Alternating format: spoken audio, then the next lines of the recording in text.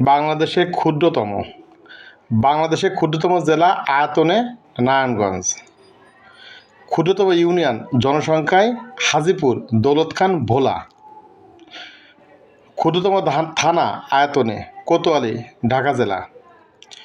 ক্ষুদ্রতম থানা জনসংখ্যায় ধানসি, বান্দরবনে। ক্ষুদ্রতম নদীর নাম গাঙ্গিনা। ক্ষুদ্রতম হাওর বুরবুক, সিলেটে।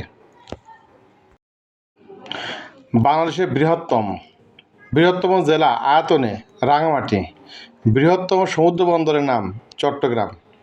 বৃহত্তম বিমানবন্দর হযরত শাহজালাল আন্তর্জাতিক বিমানবন্দর। বৃহত্তম সেচ প্রকল্প তিস্তা সেচ প্রকল্প।